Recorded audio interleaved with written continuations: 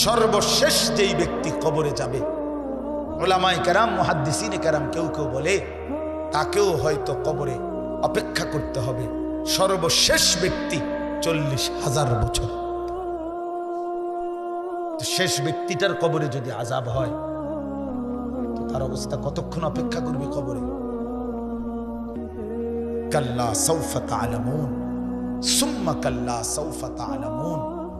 এবার শেষ কথা হলো কাল্লা লাউ তা'লামুনা ইলমাল ইয়াকিন লাতারাউন্নাল জাহিম সুম্মা লাতারাউন্নাহা আইনাল ইয়াকিন।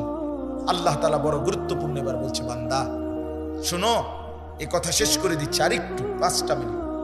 আল্লাহ তাআলা বলে, বান্দা আজকে কোরআনের মাধ্যমে, আমার রাসূলের হাদিসের মাধ্যমে, উলামায়ে কেরামের এই নসিহতের মাধ্যমে যদি আখিরাত, কবর, হাসর, মিজান, ফুলসিরাতের ব্যাপারে তোমার ইয়াকিন হয়ে যেত, বিশ্বাস হইতো, তাহলে ভালো হতো।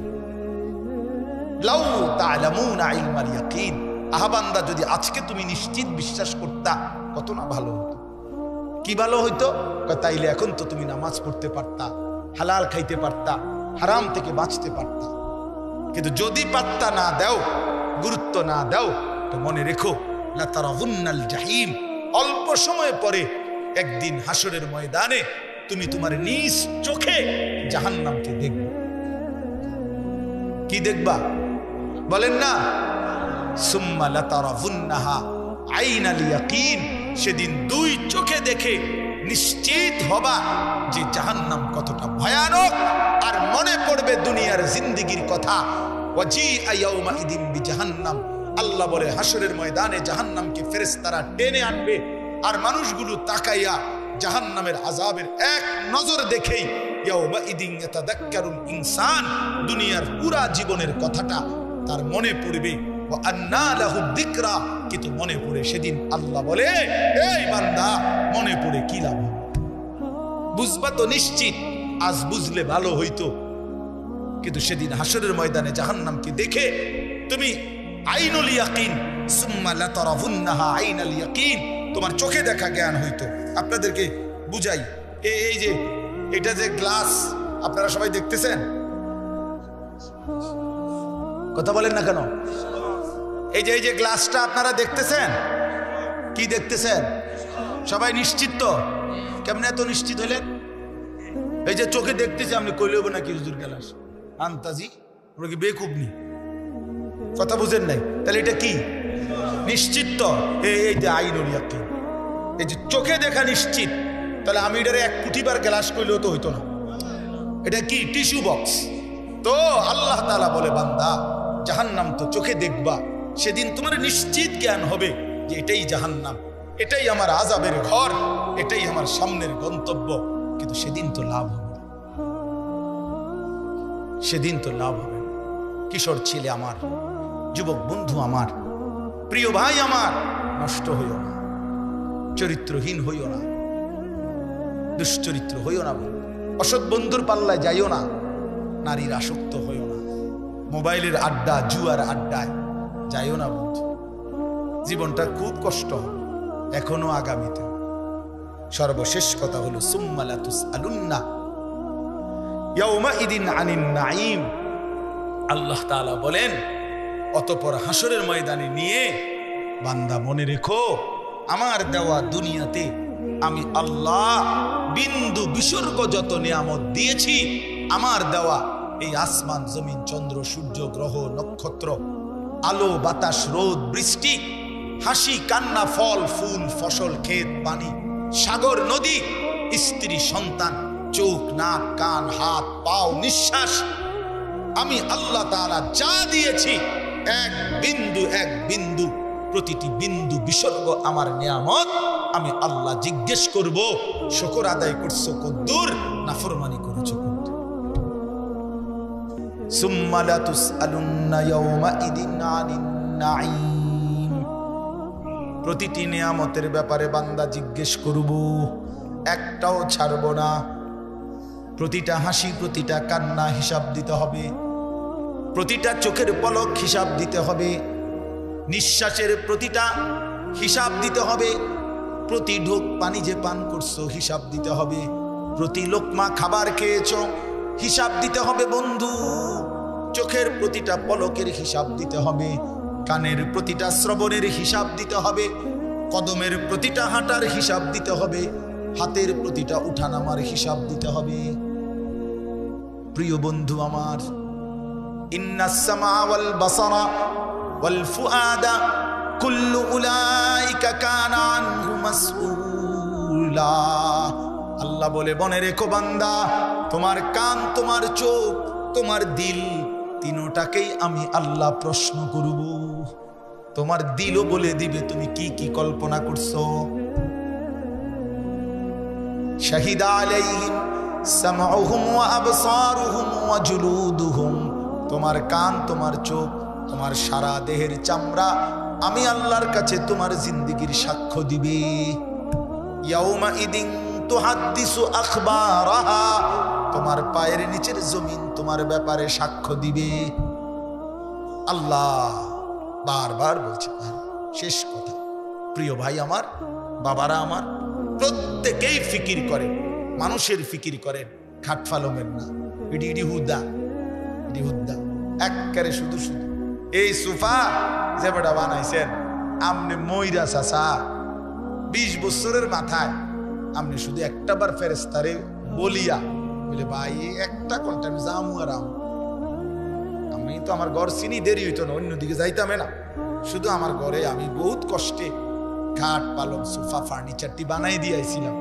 এটি কোনোটা নষ্ট হয়েছে নি, কিন্তু চাইয়া শুধু এই কথাটা বলিয়া যদি আপনি খবর থেকে 20টা বছরের মাথায় আরেকবার আইসা দেখেন, আমনের ঘরে ঢুকলে আপনি কিচ্ছু খুঁজা পাবেন না।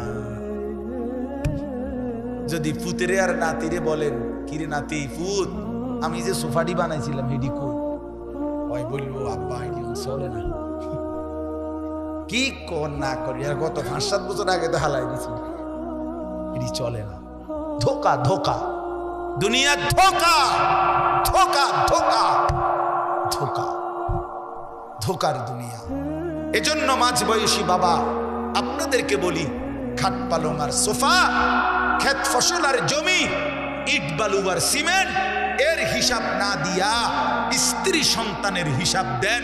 ছেলেটা নামাজি কিনা, মেয়েটা পর্দানসীন কিনা, স্ত্রী পর্দানসীন কিনা, ছেলের বউ পর্দা করে কিনা, মেয়ের জামাই আপনার হালাল খায় কিনা, ছেলের রোজগার হালাল কিনা, ঘরে টেলিভিশন বন্ধ কিনা, সকলে আল্লাহর কোরআন পড়ে কিনা, সবাই ফজরের নামাজ পড়ে কিনা, বেড়া হইলে এই মাইক দিয়া এনে এনে খারাই এখন।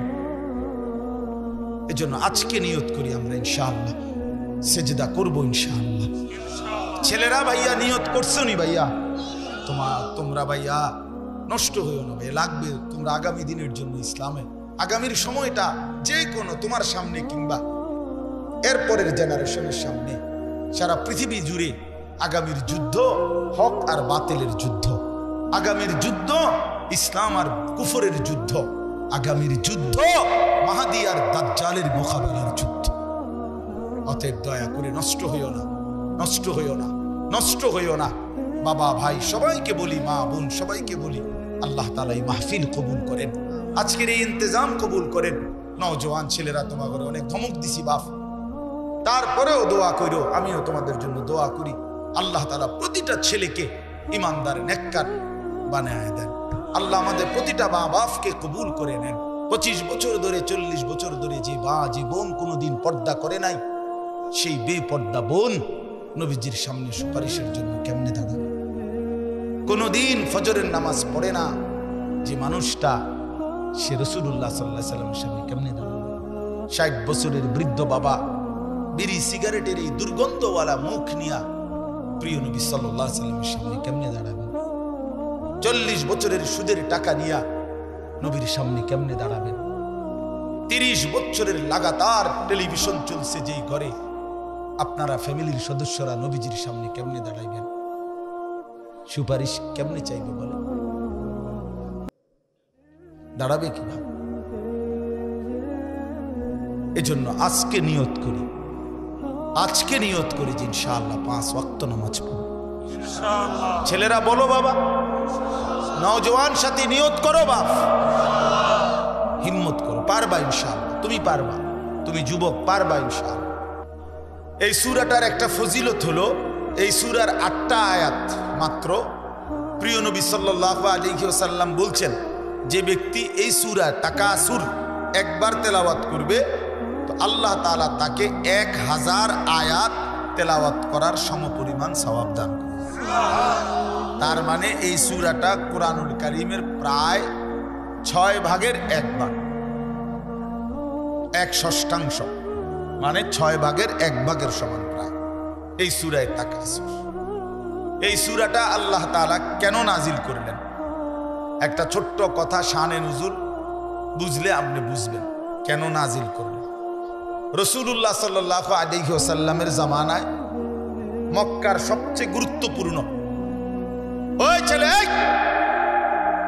বেটা এখানে কথা বলবা না, যাও থেকে, অপদার্থ কোথাকার বেটা, কই তোমরা স্বেচ্ছাসেবক কোথায় মেয়া, এতটা অনুরোধ করলাম এতক্ষণ ধরে, কাকে বুঝাইলাম এতগুলো কথা, তোমরা সবগুলো ছেলে যারা স্বেচ্ছাসেবকের কার্ড লাগাইছো ভাই, তোমরা দায়িত্ব পালন করো, সওয়াব হবে তোমাদের এটা। জি বাবা শুনেন, আপনারা মনোযোগ দেন। রাসূলুল্লাহ সাল্লাল্লাহু আলাইহি সাল্লাম উনি মক্কায় থাকাকালীন মক্কার সবচেয়ে বড় গোত্রের নাম ছিল কুরাইশ। এটা আপনারা জানেন কিনা? নবীজির বংশই হলো কি এই কুরাইশ বংশ। তো এটা হলো মূল বংশের মূল গোড়া, একটা বড় গোড়া। বাকি এর অধীনে আরো ছোট ছোট গোত্র ছিল, শাখা। কথা বুঝছেন? আমার দাদা ধরেন মূল ছিল আমগো বাড়ি, তো এখন দাদার বাচ্চা ছাড়া 4 জন, মানে আমার দাদার ছেলে, তো এখন ওনাদেরও সংসার বড় হয়ে যাওয়াতে আমার জ্যাডার বাড়িও একটা নামে পরিচিত, আমগো বাড়িও একটা নামে পরিচিত, এমন হয় না? আলগা আলগা হয়ে গেছে এখন, বড় ফ্যামিলি। জ্যাডারও মনে করেন 6-7 জন সন্তান, তাদের ছেলে পেলে নাতি নাতনি মিল্লা, তারা এক বাড়ি আমরা এক বাড়ি, কিন্তু যদিও আমার দাদার বংশ আমরা এরকম আর কি। তো কুরাইশের অনেক শাখা গোত্র ছিল, কুরাইশের অধীনে আবার ছোট ছোট গোত্র। এদের একটা অভ্যাস ছিল, এরা প্রতিনিয়ত অবসর হইলেই তারা নিজেদের মধ্যে তর্ক বিতর্ক করত, নিজেদের অর্থ সম্পদ ক্ষমতা প্রভাব প্রতিপত্তি সন্তানাদি বংশধর কার কদ্দুর বেশি দুনিয়ার ফুটাঙ্গিরি এগুলা নিয়ে মাতব্বরি করত, অহংকার করতে বলতো, হিসাব দিত। হ্যাঁ বেটা আমার চাচা এই, আমার স্বাস্থ্য ভাই একজন ডিসি, একজন এসপি, একজন হেই, আমরা বলে না এরকম মানুষ। অর্থাৎ এই এরা আপনার গর্ব অহংকার করত, সম্পদ নিয়ে বংশধর নিয়ে নিজেদের ক্ষমতা প্রভাব প্রতিপত্তি নিয়ে হিসাব দিত যে আমার এই আমার এই আমার এই। তো আরেক গোত্রের লগে যার লগে তর্ক করতো তারাও বলতো বেটা আমগোই তান আছে, আমগো এই আমগো এই, তো এগুলা তারাও বলতো। এর মধ্যে এক 2টা গোত্র ছিল, বনু আব্দে মানাফ কুরাইশের একটা শাখা গোত্র, আরেকটা হলো বনু সাহাম, এরাও একটা শাখা গোত্র। এই 2 গোত্রের লোকদের মধ্যে একদিন তুমুল এই নিয়ে তর্ক লাগছে, ভীষণ তর্ক। এই দোনো গোত্রই নিজেদের বংশ গরিমা অর্থ সম্পদের হিসাব, বিভিন্ন যুদ্ধে এক একজনের এক এক যোদ্ধাদের অবদান এবং নিজেদের শৌর্য বীর্য অহংকার বংশধর এগুলো বলতেছিল, বারবার শুনাইতেছে আর কি। হেরাও কইতেছে বনু সাহাম বনু আব্দে মানাফ, দোনো পক্ষ বলতে বলতে অবস্থা দাঁড়াইছে এই, ওই বনু সাহাম গোত্র যারা তারা দেখছে যে হিসাবে বনু আব্দে মানাফের সংখ্যা বাইরে গেছে, মানে বেশি হয়ে গেছে। এগো যা যা নাম দাম যা কইছে, যার যেই ক্ষমতা যার যেই অবস্থা, এতে করে এরা কমে যাইতেছে, হারিয়া যাইতেছে। কারা? বনু সাহাম গোত্র। তো এরা করছে কি, তখন এই বনু সাহাম গোত্র যখন দেখতেছে হেরে যাচ্ছে ওদের থেকে, এইবার তারার আর জীবিত লোক যারা, তারার আর হিসাব দিয়া পারতেছে না, মানে হেরার লগে কুলাইতেছে না। তো হেরা বলতেছে দিও কই, কবরস্থানে আসো, কই আসো, কবরস্থানে আসো। হ্যাঁ বেটা কবরস্থানে মরে গেলে কি, আমরা মরা গুলার হিসাব লো এবার। আমার যে চাচা মারা গেছে আমি কি আসছিল জানো নি বেটা, যেটা কি আসছিল এই গেছে এবার কোথায়, কবরস্থানে গেছে। মানে মরা মানুষ সহ, যে বেচারা মরে গেছে তারও শান্তি নেই। এইবার সে কবরস্থানে তার আগে মানে দেখাইয়া মৃত মানুষদের হিসাব দিয়া নিজেদের বড়াই করতে শুরু করছে। কথা বুঝছেন কিনা বলে? অথচ জীবিত শেষ করে শেষ পর্যন্ত পৌঁছে গেছে কবরস্থানে। মৃত মানুষদেরকে নিয়েও দুনিয়ার এই গর্ব, অহংকার বড়াই, ক্ষমতার বড়াই, সম্পদের বড়াই, বংশের বড়াই, পরিবার জনজনের বড়াই এই করতেছি, এইটা করতেছি। এমনকি মৃত মানুষদেরকে পর্যন্ত টেনে আনছে। এই অবস্থায় তাদের এই দিবানিশির এই তর্ক, এর মধ্যে যখন এই গোত্রটা বেশি বাড়াবাড়ি করলো, মানে কি করলো, যে জীবিতদেরকে দিয়ে না ফাইরা শেষ পর্যন্ত কই গেল, কবরস্থানে গেল। তখন তারা এই প্রেক্ষাপটে আল্লাহ পাক রব্বুল আলামিন তাদের এই আলোচনা যে হায় মানুষ, তোমরা দুনিয়ার জন্য দুনিয়াতে ডুবে গিয়ে দুনিয়ার অর্থ, বিত্ত, সন্তান, পরিবারের অহংকার করতে করতে শেষ পর্যন্ত কবরে পৌঁছাও হিসাব দিতে শুরু করলা দুনিয়া, অথচ আখিরাতকে ভুলে গেল। নিজেদের কবর ভুলে গেলা, তাদের কবরে কি হচ্ছে তাও ভুলে গেলা, আখিরাত আর পরকালকে ভুলে গেলা। বান্দা, এটা কি করছো তুমি? কি করছো? এভাবে বুঝি সবাই তোমরা দুনিয়ার মধ্যেই ডুবে গেলা, আখিরাতকে ভুলে গেলা। কি করতেছো তোমরা? এটা কি কোনো কাজ হইল? এটা কি কোনো কথা হইল বান্দা? এই আল্লাহ তাআলা তখন এই অবস্থার প্রেক্ষাপটে কোরআনুল কারীমের এই সূরাটি আল্লাহ তাআলা নাজিল করেছেন। সূরাটির নাম কি? তাকাসুর। বলেন তো সবাই। 102 নম্বর সূরা। কত নম্বর? 30 নম্বর পারা, 102 নম্বর সূরা। শুনলে ভালো বাপ, আপনি যদি আগের থেকে সিদ্ধান্ত নেন আপনি বুঝতেন না, তো আমি জীবনেও বুঝতেন না। আর যদি আপনার দিলে থাকে আল্লাহর কথা আমার জন্য বুঝার জন্য, আল্লাহর কসম, আপনি যদি একেবারে গন্ডমূর্খ হন, টিপসই দেন, নামও লিখতে পারেন না, আল্লাহর কসম কোরআন আপনার জন্য সহজ।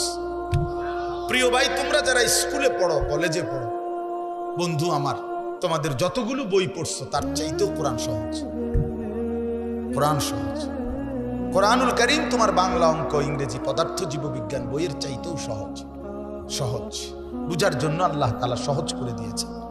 ওয়ালাকাদ ইয়াসসারনাল কুরআনা লিযিকর ফাহাল মিন মুদ্দাকির। আল্লাহ তাআলা বলে, বান্দা শোনো, আমি অবশ্যই কোরআনকে বুঝার জন্য, শেখার জন্য, পড়ার জন্য, তিলাওয়াতের জন্য, তাফসীরের জন্য, ব্যাখ্যার জন্য, এমনকি আমল করার জন্য আমি আল্লাহ কোরআনুল কারীমকে সহজ করে দিয়েছি। ফাহাল মিন মুদ্দাকির, কে আছো উপদেশ গ্রহণকারী, আমার কোরআন থেকে কিছু নিবা।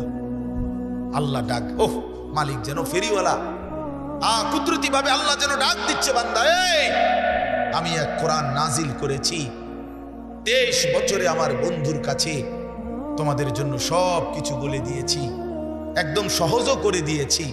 কে আছো তোমরা এখান থেকে উপদেশ নিবা? কে আছো তোমরা এখান থেকে জিন্দেগি গঠন করবা? কে আছো এখান থেকে জীবনের পুঁজি নিবা? কে আছো এখান থেকে দুনিয়ার কর্তব্য বুঝে নিবা, আখিরাতের দায়িত্ব বুঝে নিবা? আল্লাহ যেন ডাকতেছে, ফাহাল মিন মুদ্দাকির, কে আছো তোমরা? কে আছো? আসো। কোরআনুল কারীমে বন্ধু, ইয়া আইয়ুহাল্লাযীনা আমানু, হে ঈমানদারগণ, হে ঈমানদারগণ, হে মুমিনগণ, আল্লাহর কসম বাপ 89 বার, 8, 9, 89, মোট 89 বার আল্লাহ তাআলা আমাদেরকে ডাক দিয়েছেন, হে মুমিনগণ, হে মুমিনগণ, হে ঈমানদার। আচ্ছা, একটা বার ইনসাফের সাথে যুবক ভাই তুমি ভাবো, আর কতবার ডাকলে তোমার মালিক তুমি নামাজ পড়তে? 89 বার তোমার মালিক তোমারে ডাকছে, আর কতবার বললে তুমি সিজদা দিতা? আয় আফসোস। 80 বারের চাইতে বেশি বার আল্লাহ তাআলা বলছে, আকিমুস সালাহ, আকিমুস সালাহ, আকিমুস সালাহ, নামাজ পড়ো, নামাজ পড়ো, নামাজ পড়ো, নামাজ পড়ো, নামাজ পড়ো, নামাজ পড়ো। আর কতবার বললে বন্ধু নামাজ পড়তেন? আপনারা যারা নামাজ পড়েন না, মাঝ বয়সী অনেক লোক, যে মা নামাজ পড়ে না, যে বোন নামাজ পড়ে না, যে যুবক ছেলে কিশোর ছেলে, তুমি মুসলমানের ঘরে জন্ম নিয়ে নামাজ পড়ো না, তোমার আল্লাহ তোমার কাছে জানতে চাচ্ছে। কোরআন শরীফের একটা স্পষ্ট আয়াত আছে, একটা আশ্চর্য কথা শোনো ভাইয়া। কোরআন শরীফে 29 নম্বর পারায় একটা সূরা আছে, সূরায়ে মুরসালাত। এই সূরাটার নাম কোরআনুল কারীমের, আমি বলতেছি পরে দেখলে কারো মন চাইলে, 77 নম্বর সূরা, কোরআনুল কারীমের 77 নম্বর সূরা। এই সূরাটার নাম হলো মুরসালাত। এই একটি সূরার মধ্যে 50টা আয়াত। ওই সূরাটা, এই 50টা আয়াতের মধ্যে আল্লাহ তাআলা 10 বার, মানে 10টি আয়াত 10 বার একটা কথা বলছে, বারবার একই কথা 10 বার বলছে এক সূরা। কয়বার?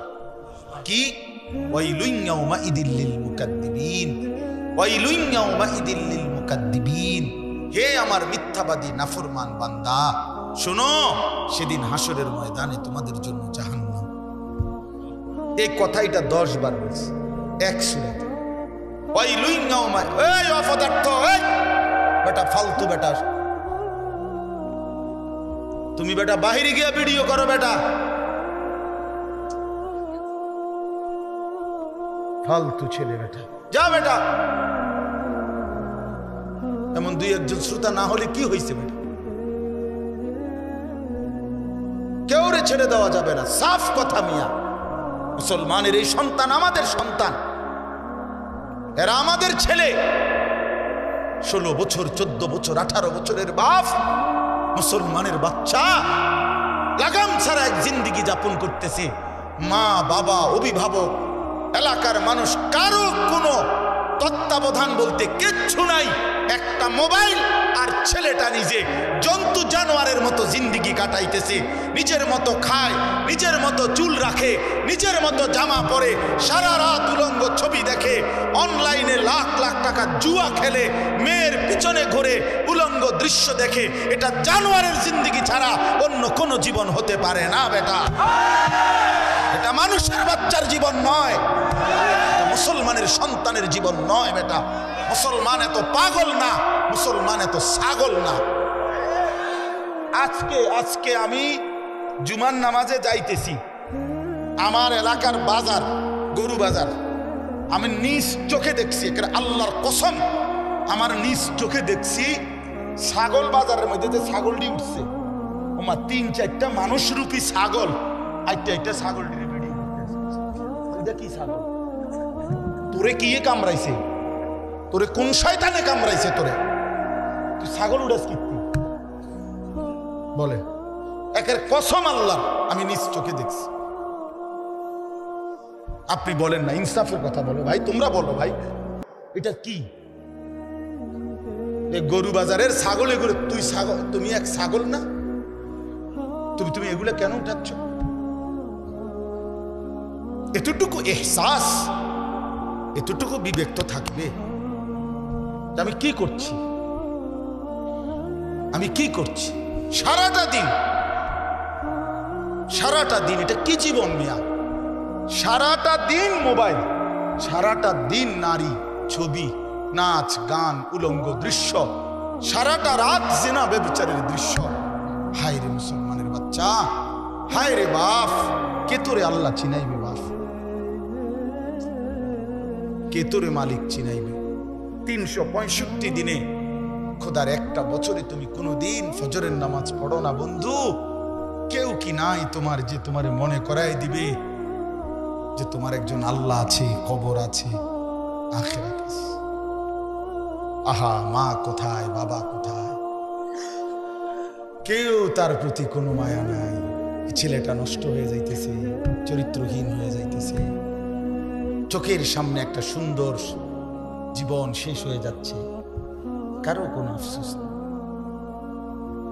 আফসোস, নারী দেখতে দেখতে, ছবি দেখতে দেখতে, বন্ধুদের আড্ডা দিতে দিতে ছেলেটা শেষ হয়ে যাইতেছে। আমরা বুঝি না বাপ, তোমাগো চেহারা দেখলেই তো বোঝা যায়, চুল দেখলেই তো বোঝা যায়, তোমাদের সুরত দেখলেই তো বোঝা যায় কয়জন নামাজ পড়ো আর কয়জন পড়ো না। বোঝা যায় না বাপ? বেনামাজি দেখলেই তো চেনা যায় বন্ধু, বেহায়া দেখলেই তো চেনা যায়, দুশ্চরিত্র দেখলেই তো চেনা যায়, অসভ্যরে দেখলেই তো চেনা যায়, নির্লজ্জ বেহায়াকে দেখলেই চেনা যায়। আহা, বহুতই আফসোস, আপনারা জানেন না এটা। বয়স্ক বাবাদেরকে বলছি, আজ মুসলমানের মা বাপ সবাই ব্যস্ততা হলো খাট পালং সোফা ফার্নিচার ইট বালু সিমেন্ট টাইলস এই নিয়ে ব্যস্ত। ঘর সাজাচ্ছে, ফার্নিচার বানাইতেছে, আসবাব কিনতেছে, মজার মজার বাজার করতেছে, 10 আইটেমের রান্না হচ্ছে, খাচ্ছে, ফুর্তি করতেছে। বাকি টাইম কেউ বয়স্ক চাচারা চা দোকানে টেলিভিশন, মা বোনরা ঘরের মধ্যে টেলিভিশন, আর মুসলমানের সন্তান প্রত্যেকে একটা একটা মোবাইল নিয়ে অবসর কাটাইতেছে। খালাস, এরই নাম মুসলমান? এটাই মুসলমানের মহল্লা? এটাই আমাদের জিন্দেগি? এখানেই শেষ আমরা? তো বলতেছিলাম আল্লাহ তাআলা বলছে, বান্দা ফাবিআইয়ি হাদিসিন বাদাহু ইউমিনুন। এই কথাটা বলতেছিলাম যে এই সূরা মুরসালাতের মধ্যে আল্লাহ তাআলা 10 বার বলছে ওয়াইলুন ইয়াউমাইদিল লিল মুকাদ্দিবিন, তোমরা যারা মিথ্যাবাদী নাফরমান পাপী, শোনো তোমাদের জন্য সেদিন জাহান্নাম। এই 10 বার বইলা আমার ভাই, আমি যে কথাটা বলতে চাচ্ছি, প্রিয় সন্তান, আমার ছেলেরা আমার, শোনো বাপ, আল্লাহ তাআলা লাস্ট কথাটা সূরাটা শেষ করছে একটা কথা বইলা শেষ, ফাবিআইয়ি হাদিসিন বাদাহু ইউমিনুন। আল্লাহ বলছে আমার বান্দা এরপরে আর কেমনে বললে, আর কতবার বললে, আর কোন কথা বললে, আর কোন কিতাব নাজিল করলে তুই আমার বান্দা, তুই আমার কথা শুনতি, আমি বুঝলাম না বান্দা। আর কেমনে বললে বুঝতি? 89 বার ডাক দিয়েও তোর কলিজাটা নরম করতে পারলাম না, 80 বারের চাইতে বেশি বার নামাজের কথা বলেও তোর দিল নরম করতে পারলাম না। এক সূরাতে 10 বার তোকে 50 আয়াতের মধ্যেই 10 বার বলে তোরে জাহান্নামের ভয় লাগাইতে পারলাম না। ফাবিআইয়ি হাদিসিন বাদাহু ইউমিনুন, এরপরে আর কি বললে বান্দা, আর কেমনে বললে, এই কিতাবের চাইতে আর কোন কিতাব নাজিল করলে তুই আমার কথা মানতি বান্দা? বল না বান্দা, বলো ছেলের, একটা ছেলে বলো বাপ, একজন ছেলে বলো দোস্ত, তোমার মালিক আর কতবার বললি তুমি নামাজ পড়তা? এই কোরআনের চাইতে দামি আর কোন কিতাব নাজিল করলে তুমি নামাজ পড়তা? এর চাইতে উত্তম এত কতবার বললে? আল্লাহর নবী সাল্লাল্লাহু আলাইহি ওয়াসাল্লাম, আল্লাহর কসম বন্ধু, উম্মতের আমল নামা নবীজি সাল্লাল্লাহু আলাইহি ওয়াসাল্লাম হাসরের ময়দানে দেখবে, নবীজির সামনেও আমল নামা নবী হাতে নিবে, দেখবে।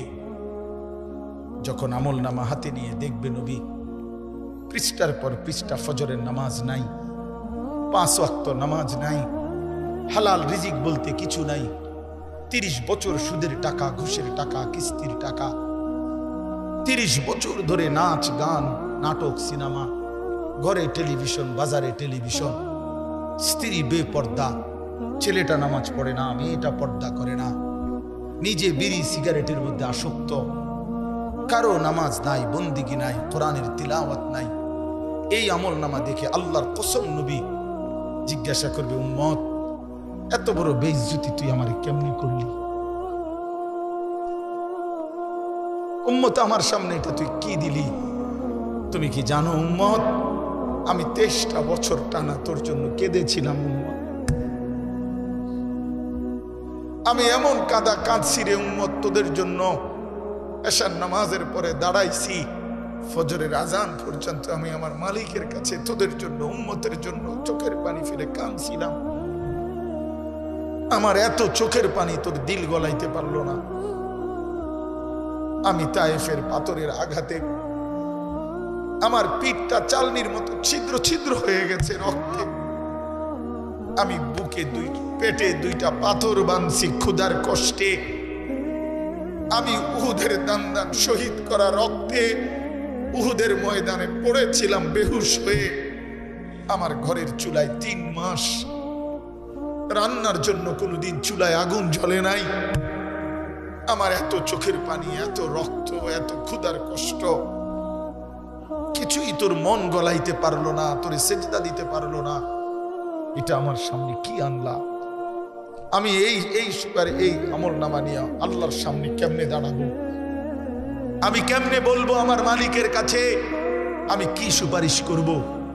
আমি কেমনে বলবো রব্বুল আলামিন এটা আমার শ্রেষ্ঠ নবীর শ্রেষ্ঠ উম্মতের আমল নামা? বল ভাই আমার, তুমিই বলো, তুমিই বলো।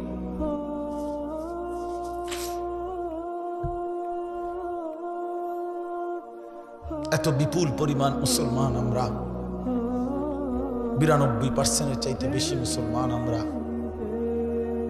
অথচ তারপরেও ইসকনের উগ্র হিন্দু সন্ত্রাসীরা আমার মুসলমান ভাইয়ের জবাই করে ফেলছে, রক্ত লাল করে ফেলছে জমিন। এতটা সাহস এই জমিনে কেমনে হলো? আমাদের ঈমান কোথায়? আমাদের হিম্মত কোথায়? আমাদের আওয়াজ কোথায়? এজন্য দোস্ত আমার, ছেলেরা, এই বন্ধুর কথা মনে রাখো। আর যদি কোনোদিন বলতে নাও পারি তো আজ বললাম, যদি সুযোগ না পাই তো একবারই বললাম। ফিলিস্তিনের মুসলমান আজীবন রক্ত দিবে, তুমি আজীবন মোবাইল টিপবা, এটা কোনো জীবনের শেষ কথা না। রোহিঙ্গা মুসলমান আজীবন কষ্ট পাবে, আর তুমি জীবন ভর শুধু মোবাইল টিপবার এই রঙের ঘুড়ি উড়াইবা না। প্রিয় ভাইয়া, এমনটা নাও হতে পারে, এমনটা নাও হতে পারে। ফিলিস্তিন যদি জমিনের উপরে, তো বাংলাদেশও জমিনের উপরে, নাকি বাংলাদেশ আসমানে? তাইলে পৃথিবীর এক প্রান্তে মুসলমান নির্যাতিত হলে, পৃথিবীর এক প্রান্তে মুসলমানের রক্ত লাল হলে, আরেক প্রান্ত আমরা নিরাপদ থাকি কেমনে? আমরা নিরাপদ আছি কিভাবে ভাইয়া? কিসের উপরে ভর করে? কে তোমাদেরকে আশ্বাস দিল তোমাদের এই অব্যাহত গুনাহ, নারী, ছবি, এই অসৎ আড্ডা, এই মোবাইলের দিন রাতের এই আসক্তি, এক ওয়াক্ত নামাজ না পড়া, কখনো ফজরের নামাজ না পড়া, এটা তোমাদেরকে আগামী দিনে স্বস্তিতে থাকতে দিবে, নিরাপদে জমিনে থাকতে দিবে? এই গ্যারান্টি কে দিল বন্ধু? যুবক বলো, ভাইয়া, কিশোর বলো, তরুণ ছেলে বলো। যদি পারতাম তোমার বুকে জড়াইয়া ধরে কতক্ষণ কাঁদতাম যে কেন নামাজ পড়ো না, কেন আল্লাহর সেজদা দাও না? আল্লাহ আমাদেরকে মাফ করে দেন। আমার কথা হলো, আমরা চিল্লাইয়া যাই, যে কয়দিন হায়াত আছে, সুযোগ আছে, বলেই যাই, আল্লাহর কথা বলেই যাই। আল্লাহ তাআলা আমাদের প্রত্যেকের উপরে দয়া করে। ছেলেরা, ফিরতে শিখো। রাসূলুল্লাহ সাল্লাল্লাহু আলাইহি সাল্লামের সামনে কেমনে দাঁড়াবে? আপনারা যারা, মাওলানা ইয়াহিয়া বলতেছিল আপনাদেরকে, মাওলানা বহু দরদ করে বলছিল এতক্ষণ, দাড়ি কাটাই চেহারা নিয়ে কিভাবে দাঁড়াবেন? 60 বছরের বৃদ্ধ বাবা বিড়ি সিগারেটের এই দুর্গন্ধওয়ালা মুখ নিয়ে প্রিয় নবী সাল্লাল্লাহু আলাইহি সাল্লামের সামনে কেমনে দাঁড়াবেন? 40 বছরের সুদের টাকা নিয়ে নবীর সামনে কেমনে দাঁড়াবেন? 30 বছরের লাগাতার টেলিভিশন চলছে যেই ঘরে, আপনারা ফ্যামিলির সদস্যরা নবীজির সামনে কেমনে দাঁড়াইবেন? 25 বছর ধরে, 40 বছর ধরে যে বোন কোনোদিন পর্দা করে নাই, সেই বেপর্দা বোন নবীজির সামনে সুপারিশের জন্য কেমনে দাঁড়াবে? কোনোদিন ফজরের নামাজ পড়ে না যে মানুষটা, সে রাসূলুল্লাহ সাল্লাল্লাহু আলাইহি সাল্লামের সামনে কেমনে দাঁড়াবে? সুপারিশ কেমনে চাইবে বলো? দাঁড়াবে কিভাবে? এজন্য আজকে নিয়ত করি যে ইনশাআল্লাহ 5 ওয়াক্ত নামাজ পড়ব। ছেলেরা বলো বাবা, নওজওয়ান সাথী নিয়ত করো বাপ, হিম্মত করো, পারবা ইনশাআল্লাহ, তুমি পারবা, তুমি যুবক পারবা ইনশাআল্লাহ, নওজওয়ান তুমি পারবা ইনশাআল্লাহ। তুমি সেজদা দিলে আল্লাহর আরশ কাঁপা উঠবে ইনশাআল্লাহ। তোমার আওয়াজে, তোমার হুঙ্কারে, তোমার সেজদায়, তোমার আল্লাহু আকবারের ধ্বনিতে ইসকনের গুন্ডারা হেরে যাবে, ইসকনের সন্ত্রাসীরা হেরে যাবে। ইসকনের জমিন না এটা, এটা ইমানদারের জমিন, এটা মুসলমানের জমিন, এটা কালেমার জমিন, এটা হকের জমিন। এই বাংলার জমিনে ইসলামের পতাকা উড়বে, কালেমার পতাকা উড়বে। এই ভারতীয় আধ্যাত্মবাদের, ভারতীয় এই পত্তলিকদের কোন ষড়যন্ত্র বাংলাদেশের জমিনে বাস্তবায়ন হবে না। যুবক দাঁড়ায় চিৎকার বড় বলো ইনশাআল্লাহ। দাঁড়াও নওজোয়ান, দাঁড়াও জওয়ান, দাঁড়াও জওয়ান, দাঁড়াও জওয়ান। হুশিয়ার সাবধান, ইসমাইল দালালেরা, হুশিয়ার সাবধান, ইসমাইল দালালেরা, হুশিয়ার সাবধান, বারাতের দালালেরা, হুশিয়ার সাবধান। আরো জোরে বলো, আরো জোরে বলো, বারাতের দালালেরা, হুশিয়ার সাবধান, ইসমাইল দালালেরা, হুশিয়ার সাবধান।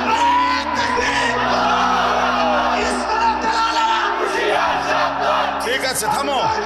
ইসলাম জঙ্গি, ইসলাম জঙ্গি, ইসলাম জঙ্গি, ইসলাম জঙ্গি, ইসলাম জঙ্গি, ইসলাম জঙ্গি, ইসলাম জঙ্গি, ইসলাম জঙ্গি, ইসলাম জঙ্গি। থামো থামো, ঠিক আছে।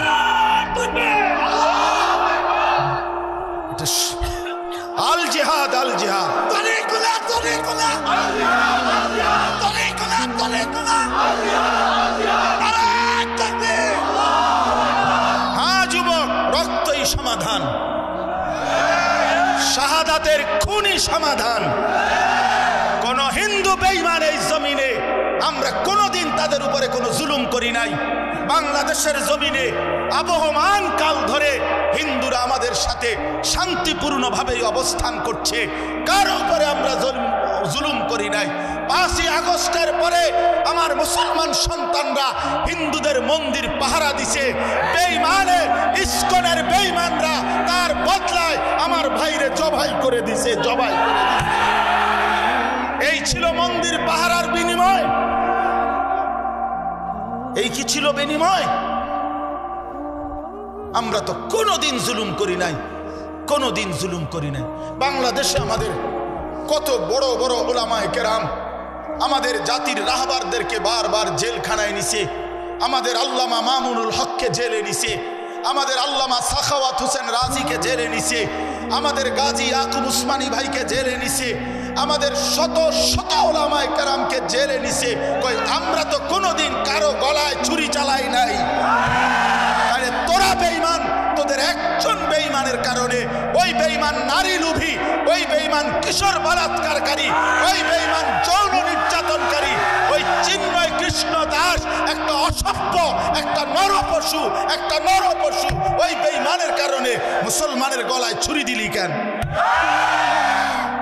একটা 2.5 বছর 3 বছরের বাচ্চা, তার ওই বাচ্চা বাপ ডাকবে কাকে? এখন অ্যাডভোকেট সাইফুল ইসলাম আলিফের 3 বছরের একটা বাচ্চা আছে, ওর স্ত্রী 3 মাসের সন্তান সম্ভবা, গর্ভবতী নারী, স্বামী হারা, এতিম সন্তান, বাপ হারা। তোমরা ছেলেরা, অনুরোধ করছি ছেলেরা, বাপ তোমরা জানো না এটা প্রমাণ করে দিছে দুশ্মন, পাইলে তোমারে জবাই করে দিবে। বেডি চাইও না, বেডি চাইও না, ছেড়ে দাও। বেডির পিছনে জীবন শেষ করো না, নর্তকীর পিছনে জীবন শেষ করো না। ছেলেরা ভুল করতেছ, ভুল করতেছ। বেঈমান পাইলে তোমারে বা আমারে হুজুর দেখবে না। বিষয়টা হুজুরের লগে না, বিষয়টা ইমানদারের সাথে। কি ইমানদারের সাথে কিনা বলেন? তুমি যত রঙেই সাজো, তোমার চুল, ড্রেস আপ যাই বানাও, তোমার আইডেন্টি কার্ড তুমি ছিঁড়ে ফেলবা কেমনে? তুমি যে মুসলমান, তোমার এনআইডি তুমি ছাড়বা কেমনে? তোমার ভোটার আইডি কার্ড তুমি বাদ দিবা কেমনে? তোমার জন্ম নিবন্ধন তুমি বাদ দিবা কেমনে? তোমার পাসপোর্টে তোমার ঠিকানা বাদ দিবা কেমনে? তুমি মুসলমান এই পরিচয় তো ভুলতে পারবা না, ছিঁড়তে পারবা না, মুছতে পারবা না। অতএব ঈমান নিয়েই বাঁচতে শিখো, জান দিয়েই বাঁচতে শিখো, শাহাদাতের খুন দিয়েই বাঁচতে শিখো। শহীদের রক্তের উপরে, সাইফুল ইসলামের রক্তের উপরে ইনশাআল্লাহ ইসকনের কবর হবে, ইনশাআল্লাহ কবর হবে, ইনশাআল্লাহ ইনশাআল্লাহ, কোনো সন্দেহ নাই। ওই বেঈমান হেরে যাবে ইনশাআল্লাহ। ওরা জানে না ভারত, ওরা জানে না 550 বছর এই গোটা হিন্দুস্তান, পাকিস্তান, ভারত, বাংলাদেশের পুরা উপমহাদেশ মুসলমানরাই শাসন করেছিল। তুমি সংখ্যা কম মনে করছো? হ্যাঁ মুসলমান, তোমার 110 কোটি না 310 কোটি হোক, ইমানদার অল্পই অসংখ্য বেঈমানের মোকাবেলায় যথেষ্ট। আমার ছেলেরা যেদিন জাগবে, আমার নওজোয়ানরা যেদিন জাগবে, সেদিন ভারতের আব্বাও টিকবে না ইনশাআল্লাহ। আল্লাহ আমাদেরকে তৌফিক দান করেন, আল্লাহ আমাদেরকে হিম্মত দান করেন, আল্লাহ আমাদের যুবকদেরকে আগামীর ইসলামের জন্য কবুল করে নেন। আগামীর স্বপ্ন দেখি আমরা তোমাদেরকে নিয়ে ইনশাআল্লাহ। আমি চলে যাই, কোনো সমস্যা নাই। আনিসুর রহমানের রক্তে জমিন ভেসে যাক, কোনো অসুবিধা নাই। এমন 2, 4, 10, 50 জনের রক্ত ঝরলে কিচ্ছু হবে না, ওই রক্তে ঈমানের পতাকা উড়বে ইনশাআল্লাহ। আল্লাহ তৌফিক দান করেন। চলো ভাই, আল্লাহ তাআলা বললেন এই মক্কার কাফেরদের, কুরাইশদের এই হালাতের উপরে আল্লাহ তাআলা কি বললেন? আল্লাহ তাআলা বললেন আলহাকুমুত তাকাসুর। এইবার তরজমা শুনেন, তাইলেই কথা শেষ। আল্লাহ তাআলা বললেন আলহাকুমুত তাকাসুর হাত্তা জুরতুমুল মাকাবির। আল্লাহ বলেন হায় বান্দা কি করলা?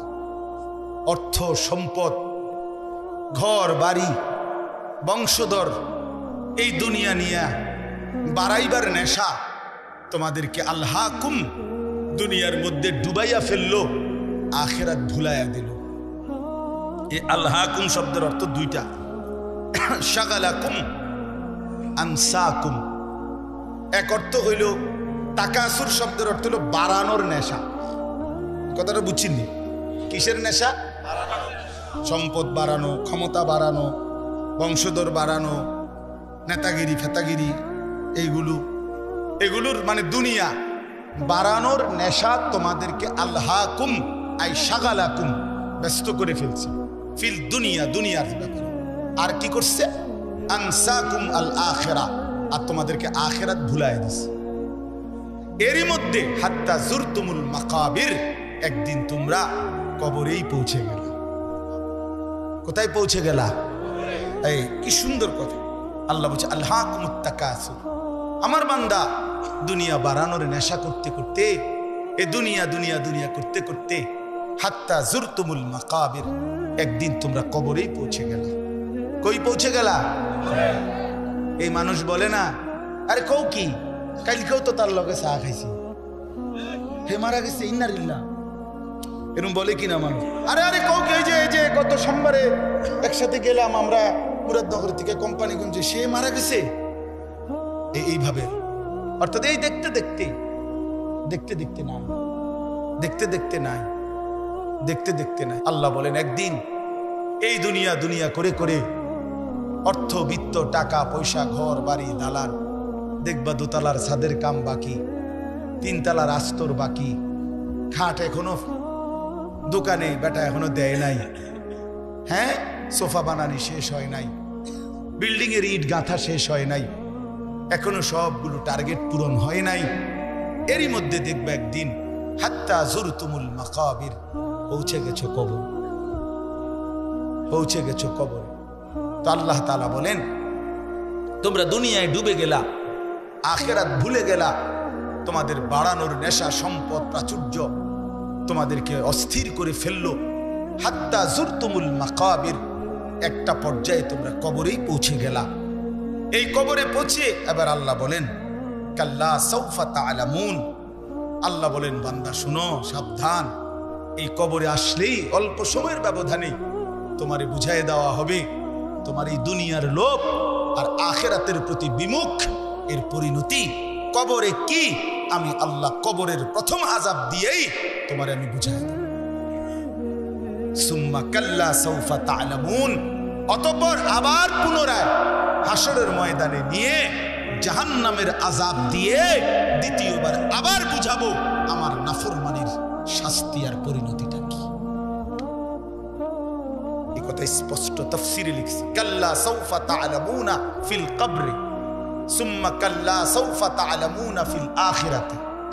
একবার তুমি বুঝবা কবরে, আরেকবার তুমি বুঝবা আখিরাতে।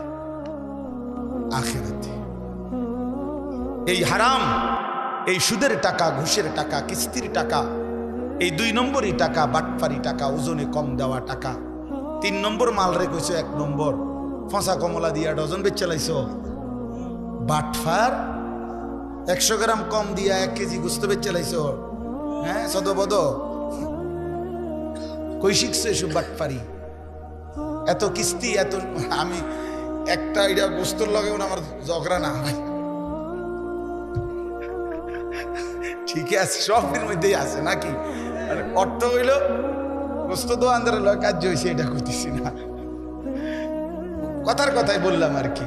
মানে উদ্দেশ্য হইল এইভাবে 900 করে ওজনে কম দিয়ে কাস্টমারকে ঠকাইয়া সুদে, কিস্তিতে, লোনে, ঘুষে, মিথ্যায় যা রোজগার করলা বান্দা, দুনিয়া দুনিয়া, শুধু দুনিয়া দুনিয়া, শুধু দুনিয়া দুনিয়া। আহা মুসলমান, শুধু দুনিয়ার জন্য আজীব। আমার কাছে বিশ্বাস করেন, আমার মন্ডায় দোয়া চায়, জোর দোতলার ছাদ ডালাই দোয়া করে, একটা মোটরসাইকেল কিনছি দোয়া করে, দোয়া করে, এটা এই বিটটা লইছি দোয়া করে দেন। শুধু দুনিয়া, সব দুনিয়া, শুধু দুনিয়া। এক লোক, আমার ঘনিষ্ঠ একজন পরিচিত লোক ছিল, বিদেশ থেকে আসছে, তো আমারে খুব আবদার করে তার ঘরে নিছিল দাওয়াত খাওয়াইতে।